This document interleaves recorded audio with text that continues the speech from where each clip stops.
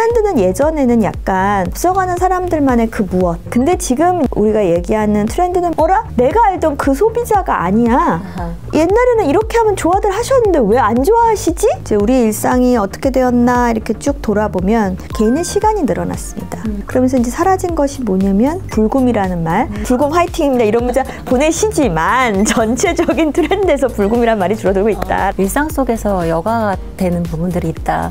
그 이유는 52시간 근무제 같이 저녁 시간이 확보되었기 때문인데 이 소비자 삶의 침투에 들어가서 과제를 잘 해결한 브랜드가 소비자 라이프스타일에 스며든 브랜드가 될 수 있다고 할 수 있겠네요. 안녕하세요. 반갑습니다. 저는 소비행동학자 송수진입니다. 오늘부터 소비자 인사이트 연구소라는 채널을 통해서 소비자들의 마음이 어디로 흘러가는지를 소개해드리려고 합니다. 많은 기업들의 소비자들의 마음을 사로잡고 싶은데요.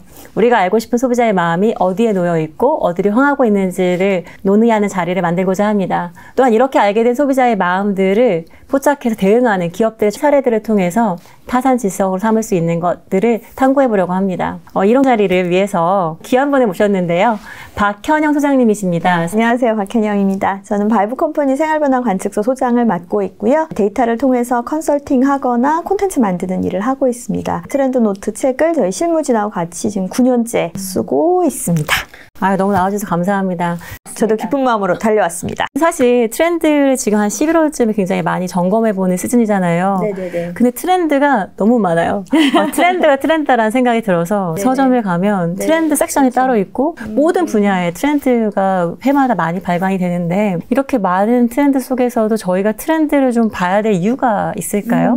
네. 트렌드가 트렌드다. 저도 그 말에 공감을 하는데요. 트렌드는 이제 말 그대로 경향성, 변화 이런 것들을 이야기하는 거고 실용적인 이유로 기업에서 일하시는 분들이 이제 내년도 사업 계획을 세워야 되니까 올해 이렇게 가름하고 이제 내년에 이런 것들이 이제 뜰 것 같으니까 내년 사업 계획을 세우시는데 이제 참고하시는 용도가 있어서 좀 연말 즈음에 이렇게 이제 트렌드 서적들이 쏟아져 나오는 것이고요. 또 하나는 트렌드가 된 데는 트렌드는 예전에는 약간 앞서가는 사람들만의 그 무엇. 소위 올해 이제 패션은 뭐야? 이렇게 하면 일반 사람들과는 무관하게 이번에는 이제 오렌지야. 어떻게 보면은 신탁처럼 좀 던져지는 거였어요. 올해 구찌가 밀라노에서 어쩌고 저쩌고 했는데 그때 오렌지야. 그러니까 이제 이 오렌지가 한국에 상륙할 거고 그랬을 때 어떻게 풀어낼 거야? 그러면 정말 아는 사람들만 알고 모르는 사람은 그냥 모르고 지나가는 게 트렌드였어요. 그래서 제가 이제 신탁이라는 표현을 썼던 거 누군가 트렌드 세터들이 있어. 그 사람들이 던지는 거야. 그럼 그거를 우리가 해석해서 받아들이는 거야 라는 식의 이제 트렌드를 생각했던 때가 있었어요. 그랬을 때는 트렌드라는 것이 일반 사람과 굉장히 무관한 거고 일부 업종에서만 되게 관련이 있는 것이잖아요. 앞서간 사람들만이. 네네네. 근데 지금 우리가 얘기하는 트렌드는 사람들이 변해. 기업이 그 관심을 더 갖게 된 이유는 뭐냐면 사람들이 변하는데 어라? 내가 알던 그 소비자가 아니야. 옛날에는 이렇게 하면 좋아들 하셨는데 왜 안 좋아하시지? 그런 것의 통칭이 트렌드가 된 겁니다. 그러니까 우리가 밀레니얼 세대라는 그런 세대 담론을 막 이야기하게 된 것도 어라? 이 소비자들이 다르네? 그러면 이제 그 소비자가 다르다는 걸 어떤 식으로 프레임으로 이해를 해야 되는데 세대가 달라서 그래 라고 했을 때 붙은 이름이 이제 밀레니얼 세대라는 것이 되는 거죠. 어떻게 보면 지금 말하고 있는 트렌드는 과거부터 있었던 트렌드하고 조금 성격이 다른데 디지털 혁명으로부터 시작되어서 사람들이 굉장히 많은 정보를 보면서 예전과 다르게 생활하게 된 그 백그라운드 하에 있는 트렌드입니다. 그러니까 고전적인 과거부터 해왔던 방식이 통하지 않게 되어서 새롭게 봐야 돼라는 압박 내지는 프레셔를 받는 것이고요. 그러다 보니까 자꾸 새로움이라는 것을 들여다보아야 돼 이렇게 된 것이죠. 그리고 이제 일반 소비자도 마찬가지예요. 일반 소비자도 난 그렇게 트렌디한 사람 아니고 트렌드와 무관하다고 생각하시면서도 런던 베이글 뮤지엄에 다 줄을 서시잖아요. 이제 저도 런던 베이글 뮤지엄에 4시간을 기다리면서 나는 업자라서 이런데 남들은 왜 이러는 거니? 이런 얘기를 하는데 우리 모두가 사실은 그런 마음인 거예요. 정보 공유가 트렌드를 훨씬 더 많이 확산시켰습니다. 그러니까 일반화되게 만들었죠. 알면 먹고 싶으면 다른 거 또 먹고 싶고 정보라는 것은 사람들을 한쪽으로 쏠게 만드는 경향이 있죠. 그 경향성이 더 강화가 되고 그가 그 경향성을 놓치고 싶지 않아서 트렌드를 더더 이제 보게 되는 경향이 있습니다. 너무 좋습니다. 그 짧은 질문에도 함축적인 인사이트를 많이 전달해 주셔서 도움이 됐는데 첫 번째는 트렌드가 형성되는 방식이 달라졌다. 탑 투 바텀이 아니라 바텀은 혹은 우리가 움직이는 방향성들을 관찰하고 있는 것들을 모여짐의 집합이다라는 생각이 들었고 두 번째는 왜 이렇게 사람들이 트렌드에 열광할까? 사람들이 이렇게 이동하고 있구나. 내 삶의 사고방식에서 바깥을 볼 수 있는 계기가 되기 때문에 이렇게 학습을 많이 하신다는 생각이 들었습니다. 또 마지막으로는 그러니까 런던 베이글 팩토리 왜 줄 서 있냐라는 것처럼 나는 왜 이렇게 행동하지? 타인은 왜 저렇게 행동하지? 사람들이 이유를 알고 싶어 하기 때문에 그 이유를 해소하고 싶은 목적도 있다. 이유를 알고 싶은 것도 있지만 보게 되니까 그런 게 굉장히 강해요. 예를 들어 명품이 굉장히 대중화되었는데 예전 같으면 그런 명품이 있는지 그 명품에 그런 게 있는지 알지를 못합니다. 근데 그걸 알게 되고 그것에 대한 간접 경험들을 하게 되면 그 가격이 내려가지 않아도 심리적인 허들이 낮아지는 거죠. 그래서 이제 저희가 몇 년 전부터 얘기했고 지금도 여전한 것이 이제 누림의 대중화라는 트렌드이거든요. 그러니까 누린다라고 하는 것이 누군가만의 특권층의 것이 아니라 모든 사람에게 확산되었습니다. 그 이유는 정보의 공유라는 것이죠. 예를 들면 스위트룸에 이제 사람들이 많이 가는데요. 일부에서는 뭐 돈 없다더니 뭐 이런 식으로 이제 비판적인 시각을 보는데 이제 트렌드를 보는 사람은 아하 쯧쯧 이걸 하는 게 아니에요. 사람들이 간다는 팩트를 보고요. 왜 갈까라는 것을 보고 예를 들어 그게 허세라고 친다 하더라도 그럼 왜 허세 중에 스위트룸이 지금의 통용되는 방법으로서의 허세일까 이제 이렇게 보는 거거든요. 그랬을 때 이 스위트룸이 얼마인지도 모르고 어떻게 생겼는지도 모를 때는 이게 욕망되지 않습니다. 근데 내가 거기에 어떻게 생겼는지 사람들이 보여주고 있고 가격이 얼마고 거기에 가서 어떻게 행동해야 되는지 정보가 공유되고 나면 그러면 나도 할 수 있겠다는 심리적 허들 자체가 낮아지는 거죠. 그럼 내가 해보고 이렇게 확산이 되다 보면 그게 이제 일반화 되는 것이죠. 그래서 그거를 막 줏대 없는 어떤 행동 이렇게라기보다는 정보 공유가 굉장히 활발한 시대에 정보를 보고 나면 욕망은 자극되게 되어 있고 그것이 저변이 확대되는 기저라고 보시는 것이 맞습니다. 일반 사람들에게도 트렌드가 굉장히 가까이 와 닿아 있는 것이죠. 저는 그래서 기업에 계신 분들이 트렌드를 모른다고 생각하지는 않고요. 다만 이것이 내 개인의 경험인가 그냥 일시적인 현상인지 아니면은 하나의 큰 흐름으로 짚어낼 만한 그 무엇인지 판단을 위해서 이제 책을 보신다고 생각해요. 그리고 그걸 도와주는 게 데이터죠. 얘기하다 보니까 약간 막 천천히 내려가고 싶었는데 들어갔다 놨다 하게 되는데요. 네. 책에 보면은 취향이라는 것이 개인의 취향이 아니라 시대의 취향이다. 혹은 개인의 취향과 시대의 취향은 서로 주고받는다. 뭐 이런 표현들이 나오는데 그걸 좀 상기게 되는 것인 것 같습니다. 우리가 소비하는 것에 어떻게 돈을 쓰느냐, 어떻게 시간을 쓰느냐, 자기의 관심을 담아내느냐를 사실 가치 판단하는 것이 아니고 그걸 중립적으로 팩트로 본 다음에 그 팩트 사이에 있는 이유들이 무엇인가 찾아가는 과정이라고 이제 언급하신 것이 굉장히 공감이 되고요. 저희 지금 마케팅 소비자 행동에서 보통 AIDA 모델이라고 부르는 프레임워크가 있습니다. Awareness, Interest, Desire, Action 이렇게 이제 추격해서 바라보는데요. 지금 소장님께서 말씀하신 걸 들어보니 정보의 공유가 되게 빠르고 정보의 확산이 빠른데 그런 인지가 일어날 때 일단 관심을 갖게 되고 Desire, 욕망하게 되고 액션하게 된다는 그 프레임워크도 굉장히 적용이 되는 거여서 그 Awareness가 즉 인지력이 확산되는 것이 개인의 취향이 큰 대중의 취향으로까지 확산되는 데 중요한 영향을 하는 것이다. 라는 생각이 들었습니다. 그래서 말씀 중에 잠깐 데이터 언급하셨는데 네네. 사실 이렇게 많은 트렌드 서적이나 트렌드 열풍을 보게 되면 야, 이 진단이 맞아? 이런 질문을 하게 돼요. 어떻게 해서 그 트렌드를 뽑아냈을까? 이거 뭐 믿을 만한 것이야? 라는 생각을 당연히 좀 하실 것 같은데요.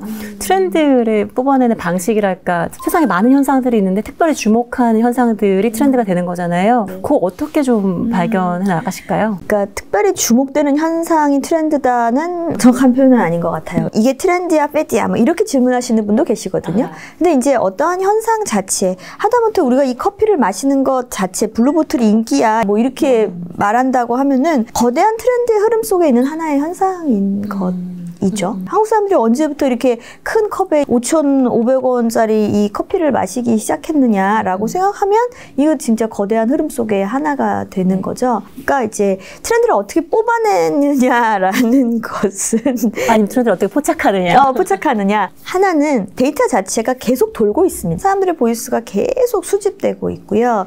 그 수집된 것에 따라서 데이터가 돌고 있어요. 그래서 우리가 알고리즘을 걸어놓은 어떤 키워드가 우리한테 오게 만들어 놓은 장치도 있고요.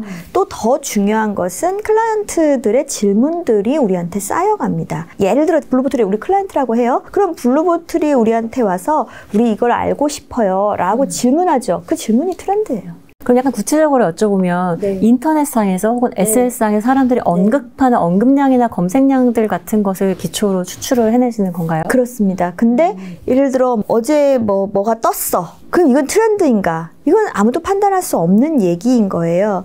근데 더 긴 호흡으로 원래 있던 말이 더 많이 쓰여. 그럼 이건 뭔가 변화했구나라고 볼 수가 있는 거죠. 예를 들면 이런 거죠. 코로나를 거치면서 듣다라는 동사가 계속해서 상승하고 있습니다. 이건 트렌드죠. 근데 듣다가 트렌드예요 이러면은 안 들으시겠죠. 그러니까 신조어도 만들고 좀 귀에 꽂히게 그런 맥락적인 단어들을 얘기하는데 듣다가 뜬 맥락 속에는 혼자라는 것이 굉장히 강하게 있는 것이고 콘텐츠가 24시간 돌아간다는 것도 관련이 있는 것이죠.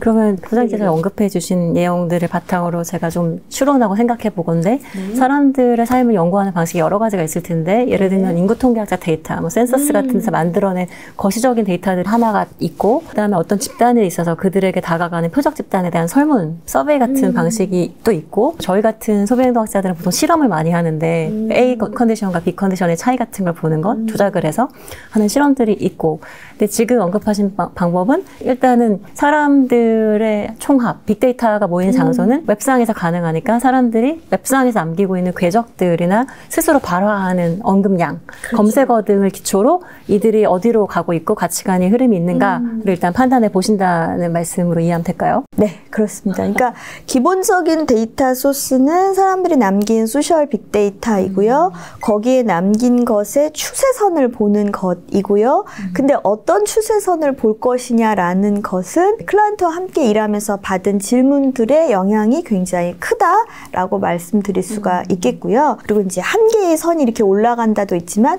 이 선과 이 선과 이 선을 합치고 나니까 그것이 주는 함의가 뭐구나라는 것이 있고요. 또 하나는 축이라는 부분이 있습니다. 우리의 변화라는 거는 어디 가봤어? 뭐 먹어봤어? 이 신조어 알아? 이런 게 트렌드가 아니고 일상적으로 우리의 삶은 어떻게 변하고 있지? 여가적으로는 어떻게 변하고 있지? 가치관적으로는 어떻게 변하고 있지? 이제 이런 식으로 구분해 볼 수 있기 때문에 우리 책도 매년 이제 다른 내용을 담고 있는 것 같지만 사실 덩어리는 3개의 챕터로 되어 있어요. 이제 일상이라고 하면은 먹고 사는 거라든가 아니면 일하는 방식, 관계 맺는 방식. 원래부터 우리가 하고 있던 건데 거기에 어떤 변화가 있나? 또 여가라고 하는 거는 이제 노는 방식이죠. 뭘 봐? 뭘로 봐? 여행 어디로 가? 뭐 어떤 식으로 가?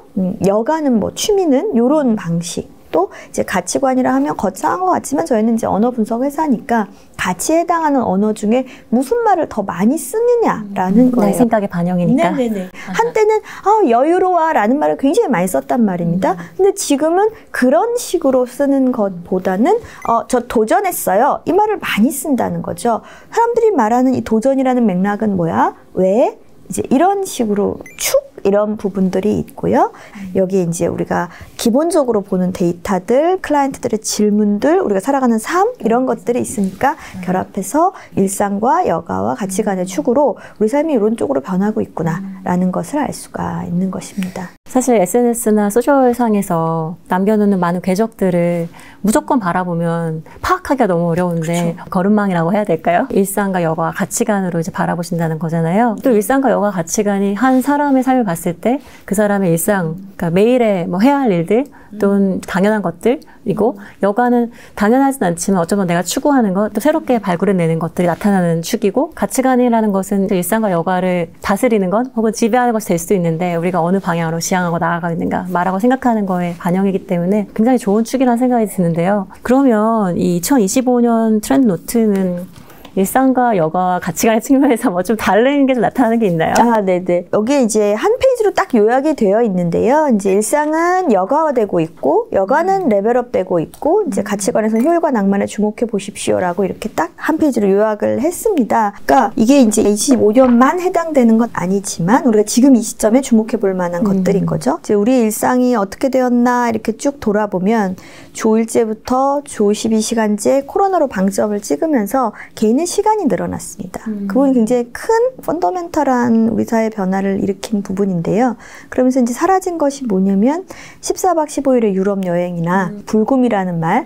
저한테도 이제 가끔 오늘 금요일인데 또 그런 문자 올 것 같아요. 불금 화이팅입니다. 이런 문자 보내시지만 전체적인 트렌드에서 불금이란 말이 줄어들고 있다라는, 나 아직도 쓰는데 이제 이러실 수 있지만. 왜 그런가요? 불금이라는 표현어 자체가 어떤 말이냐면 주 5일제부터 시작된 말인데, 오늘 금요일이니까 불태워 놀자, 노세요, 이런 말이에요. 그 말은 뭐냐면 월화수목은 못 놀았다는 얘기거든요. 월화수목은 야근에 뭐에 못 놀았고 굉장히 찌들려 있었다는 걸 디폴트로 갖고 있는 거예요. 그러니까 금요일 저녁만큼은 와, 내일 노는 날이잖아. 그리고 토요일은 원래 노는 날이 아니라 노는 날이 됐어. 그러니까 이제 번아웃하며 놀자. 부끄럽지 않게 놀 테야. 이러면서 이제 불금에 이제 뭐 직장에서 야근을 잡으면 막 분노하는 그런 뭐 광고도 있고 막 그랬었잖아요. 그런 그 사회 현상을 담고 있는 언어가 불금인 거예요. 그러니까 불금이라는 말 알아? 이게 트렌드야. 이렇게 말하는 건 너무 현상적인 말이고, 만약 지금 불금이 뜬 시점이라면, 자, 불금이라는 것이 나온 건 뭘까? 우리 사회에 토요일이 휴일이 됐다는 얘기야. 불금만큼은 내 시간을 확보하겠다는 의지를 표현하는 게 불금이라는 말로 표현된 거죠. 근데 이게 사라지는 거예요. 그것의 의미는 월화수목이 다 금요일인데? 왜냐하면 이제 주 52시간제예요. 야근하는 거는 비상식적인 겁니다. 신입사원들한테 5시 퇴근해서 너무 좋죠? 그럼 신입사원분이 당연한, 나 입사할 때부터 5시면 무슨 소리 하는 건데? 이미 디폴트예요. 그러니까 저녁 시간만큼 내 시간이에요. 라는 거죠. 그리고 그런 유럽에 평생 한번 갈 것 해서 14박 15일 동안 뭐 17개국 말도 안 돼. 그렇게 도는 시기에 할 필요가 없는 거죠. 퀵턴 여행. 나 잠깐 반찬하고 성심당 갔다 와. 이런 아주 일상 속에 여가라는 부분이 들어오는 것입니다. 저녁에 가족이랑 데이트해. 나 퇴근하고 저녁 시간에 가족들이랑 뭐 동네 외식하고 산책하는 거야. 그런 일들이 가능해진 거죠. 주 5일제부터 주 52시간제 코로나 정점을 찍은 겁니다. 그러니까 개인에게 시간이 많이 주어졌고 여유 있다 이런 거하고는 조금 다르게 내 시간이 많아진 거예요. 그럼 내가 그것을 어떻게 운용할 거냐라는 것이 이제 과제이기도 하고 이제 자유이기도 하죠. 그럼 사람들이 일상을 돌아보고 일상적인 삶을 어떻게 조금 더 윤택하게, 어떻게 좀 더 잘 챙기는 삶, 이런 삶들에 대해서 생각하게 된 것입니다. 그래서 이제 아이템적으로나 산업적으로는 제가 늘 말씀드리는 게 뭐냐면 앞으로 퇴근 후 시간이 중요해집니다. 이 말 자체가 이미 뜨고 있어요. 퇴근 후라는 말이 뜨는 겁니다. 그러니까 저한테 트렌드 이제 배웠다고 하면서 퇴근 후 같던데, 그럼 너무 이제 표피적인 거예요. 자, 퇴근 후라는 말이 뜨는 우리는 그 데이터를 확인한 겁니다. 자, 퇴근 후가 왜 떠? 무슨 의미야? 사람들에게 퇴근 후라는 시간이 확보되었고 예측 가능한 시간이 되었기 때문에 그 시간을 일상적으로 쓰고 싶은 거야. 거기에 이제 붙는 말들이 루틴 같은 거죠.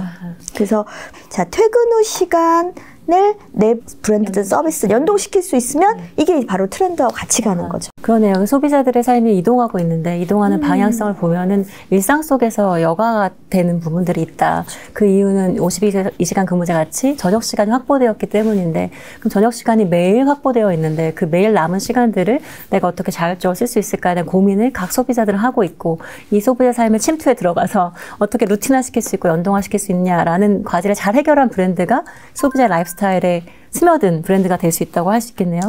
요약 정리 너무 잘하시네요. 저희가 저녁이 있는 삶이라는 구호는 사실 예전부터 있었는데 그 구호로 남아있다가 이것이 내재화돼서 정말 실제로 표출화되는데 시간이 좀 오래 걸렸다는 생각이 들고, 지금이 딱 이 표출화되는 시기에 지금 와 있다는 생각이 듭니다. 그래서 이제 시간적으로는 퇴근 후라는 시간 잡으십시오라는 것이고, 이제 두 번째 아이템적으로는 일상적인 아이템들에 대해서 브랜드화 될 것이다라는 겁니다. 그래서 제가 이제 예측하고 밀고 있는 거는 뭐냐면 수건 브랜드화, 수건 선물하는 시대. 벌써부터 롯데백화점에 수건 브랜드 막 팝업 있고 벌써 다 있어요. 우리가 예전에는 되게 보여주고 싶은 걸 보여줬단 말이에요. 백이라고 치면은 총회룩 이러면서 학생들 엄마 총회할 때 들고 갈 만한 어떤 특별한 날들의 그런 무언가. 그러다가 이제 뭐 휘뚜루마뚜루라는 말도 나왔고 그런 식의 이제 어디서나 이런 거에 이제 점점점 내려와서 이제는 남들에게 잘 보여줄 일이 없는 또 흔하게 쓰는 매일매일 쓰는 그런 수건이나 양말이나 세제나 고무장갑과 같은 그냥 우리 집에 그냥 늘 있는 기본값들 그런 것들을 내가 좀 더 돌아보게 되고 거기에 돈도 더 쓰게 되고 그게 브랜드화되고 그게 더 사람들에게 이제 각광받는 삶이 되는 것이죠. 그래서 우리가 그런 브랜드들을 이제 선호하게 될 거고 돌아보게 될 거고 선물할 수 있게 되는 것이죠. 아까 소장님께서 언급하실 때 여유있게란 단어랑 윤택하게란 단어를 구별해서 사용하셨어요.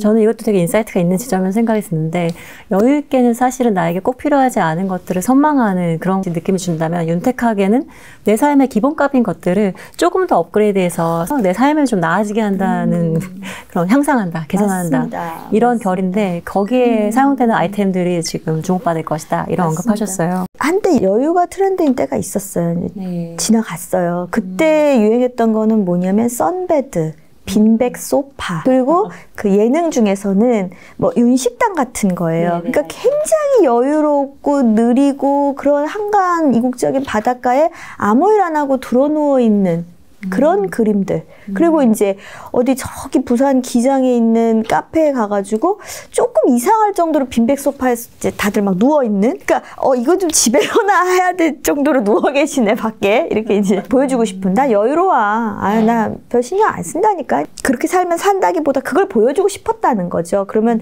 허세 이런 게 아니라 사람들은 이 시대에는 여유 있음을 보여주고 싶구나. 근데 지금 말씀드리는 이 여유롭다라고 표현할 수도 있지만 구분지어서 이해해 주신 것처럼 막 그렇게 늘어지게 여유 있어 이게 아니라 난 매일매일의 삶도 조금 챙겨 그런 스탠스로 바뀌었다라는 것입니다. 저는 이제 말씀하신 중에 제가 이 책에서 되게 재밌었던 부분을 좀 찾고 있었는데 앞으로의 브랜드력을 측정하는 지표로서 선물 가능성, 우리 브랜드는 선물하기 괜찮은 브랜드인가를 좀 주목해보면 좋겠다라는 말씀하신 것이 바로 이 윤택성이랑 연결이 되는 것 같아서 그거 좀 설명을 좀 해주실 수 있나요? 그러니까 선물이라고 하는 단어 자체가 뜨고 있고요.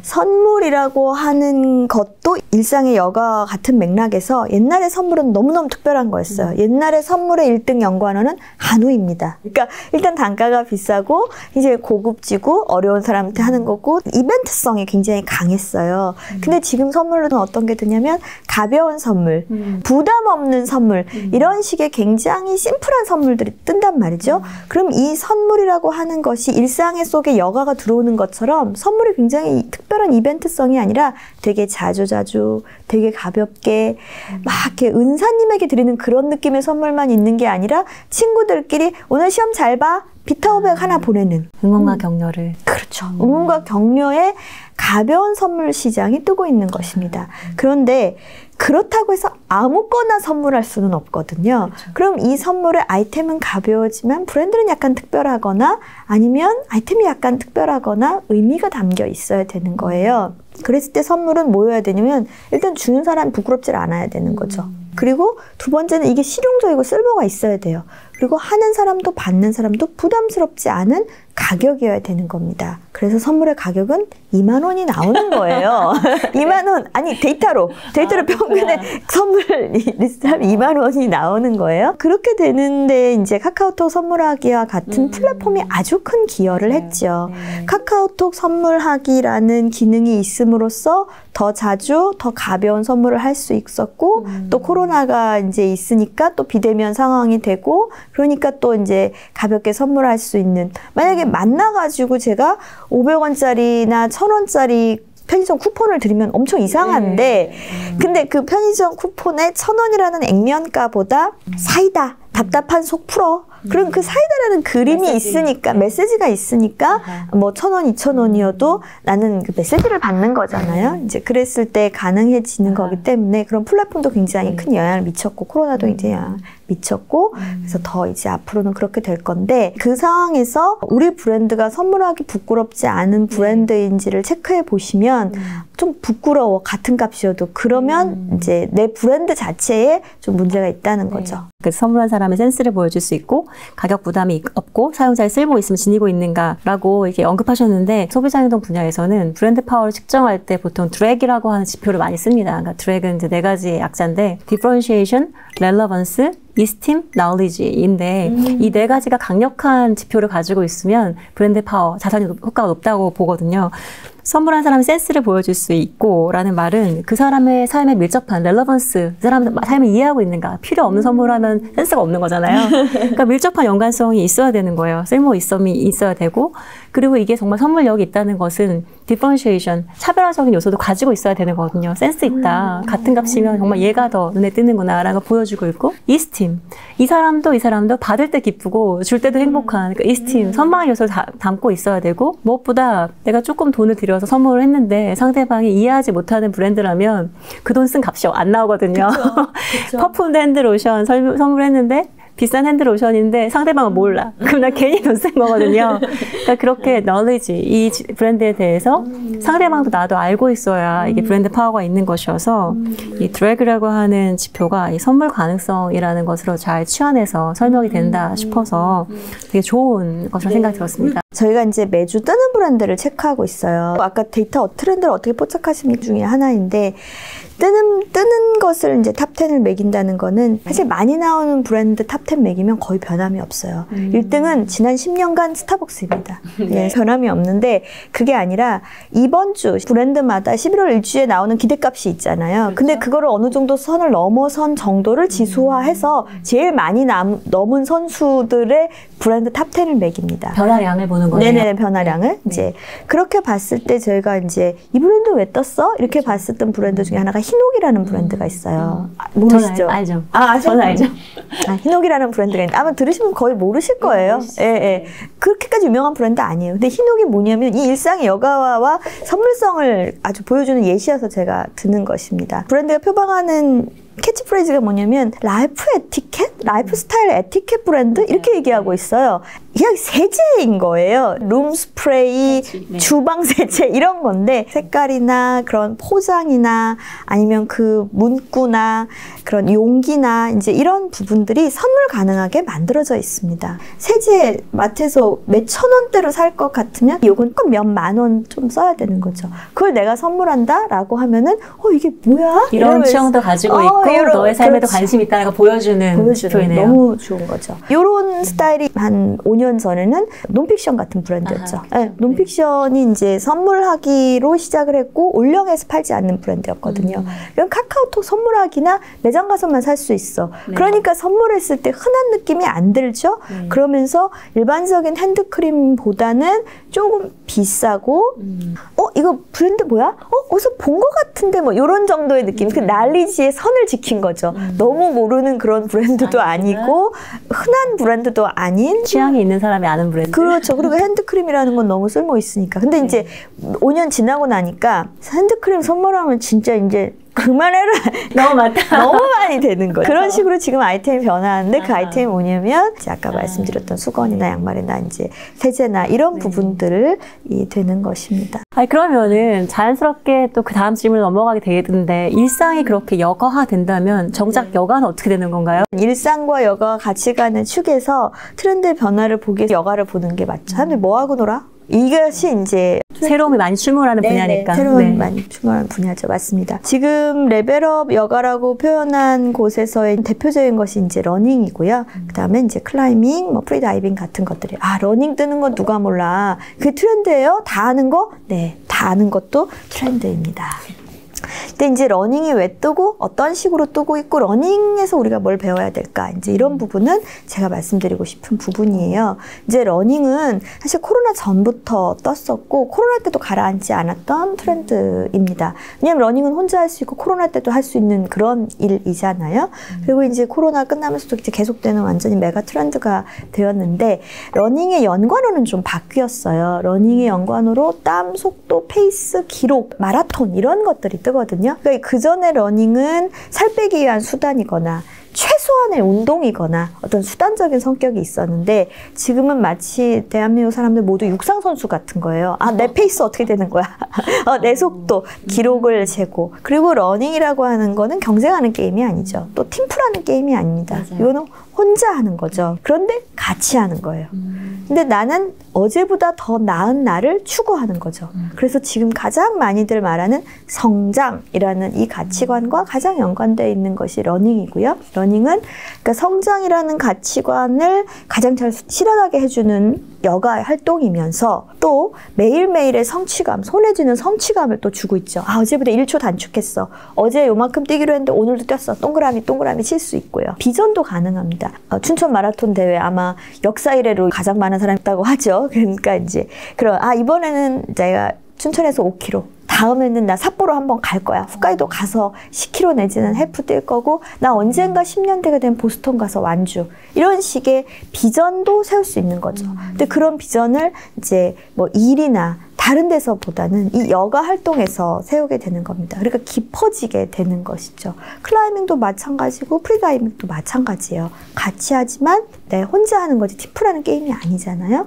그리고 클라이밍도 도전을 계속 발전시켜 나갈 수 있죠. 네. 오늘은 여기 이제 요선 했는데 요선하고 다음은 어디 가고 다음은 나 이집트 가지 이런 식의 이제 최종 목적지 같은 것들을 제시해주고 있죠. 그래서 지금은 여가를 통해서 자기 자신을 레벨업하고 있는데 이 레벨업이라는 용어 자체가 이제 게임에서 온 거잖아요.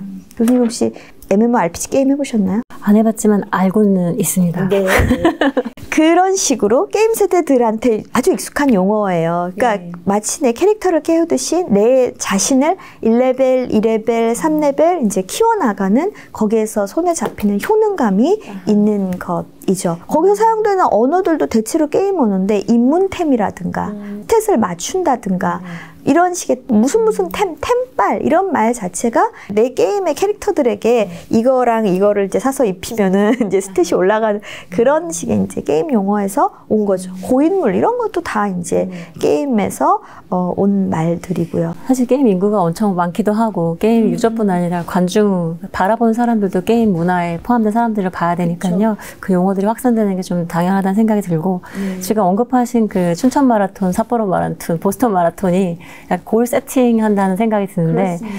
아까 일하고 여가의 차이를 잠깐 언급하셨잖아요. 일이라는 분야에서는 내가 골을 세팅해서 그것을 완수하기 어려운 것 같아요. 왜냐하면 일은 나 혼자 통제할 수 있는 게 아니라 나랑 상호작용하는 사람 너무 많고 나의 상사라든지 업무 배치가 있으니까 내가 목표한다고 그것을 완수할 수가 없는데 이 여가에 있어서만큼은 내가 fully 컨트롤할 수 있다. 내가 나 자신을 통제할 수 있기 때문에 내가 목표를 세우고 완수해 나가면서 그 성취감, 효능감을 느끼는 것이 가능하기 때문에 사람들이 일이 아닌 여가에서 이런 골 세팅을 하는 게 아닌가 라는 생각이 듭니다. 그러니까 성취감이 중요하다라는 얘기를 한 건 저희가 몇 년 전부터고 그건 앞으로도 계속 중요할 거예요. 근데 저희가 작년에 무슨 얘기를 썼냐면 지금 세대는 성취감이 중요한 세대인데 성취할 게 없는 시대입니다. 과거 세대와 완전 정반대죠. 예전 세대는 베이비 부머 같은 경우는 경제 수준이 낮을 때 태어났고 내가 기대한 경제 수준이 이만큼이 아니에요. 근데 사회에 나와서 많은 활동을 하다 보니까 내가 이만큼 그래서 이제 제가 아는 분도 나 상무 될 줄 몰랐어. 이제 대체로 이런 세대거든요. 밀레니얼스는 정반대입니다. 그들이 태어난 80년대나 90년대에는 세계 지도를 이렇게 집에다 붙여놓고 나 어딘가 글로벌리 뉴욕 가서 어떻게 하지 않을까? 이제 이런 생각 막연히 부모도 그러니까 영어를 엄청 하면서 글로벌 이제 나와보니까 88만 세대 그런 말 자체도 조금 안 쓰셨으면 좋겠지만 어쨌든 내가 기대했던 경제 수준 반대거든요. 그런데 클 때는 계속 자아가 중요하다. 자아 성취. 그러니까 학교에서 계속해서 자아 성취가 중요하다라고 가르쳤는데 나와보니까 별로 성취할 게 없는 시대인 거거든요. 그래서 저는 여가에서 이런 성취감과 효능감을 얻으려고 하는 게 어떤 면에서는 굉장히 현명하고 다른 곳에서 내가 컨트롤할 수 있는 것이 없을 때 내가 컨트롤할 수 있는 것을 찾은 방도 예, 그렇게 생각을 합니다. 약간 환경과 개인의 괴리가 사실 발생하고 있는 상황이라고 할 수 있는데 그 개인이 그렇죠. 성취와 자아 성취, 자기 발현, 자기 실현을 강조받았던 세대들이나 환경을 통제하기 어려우니까 여가를 통해서 거기에 분출하고 있다라고도 해석이 되어지네요.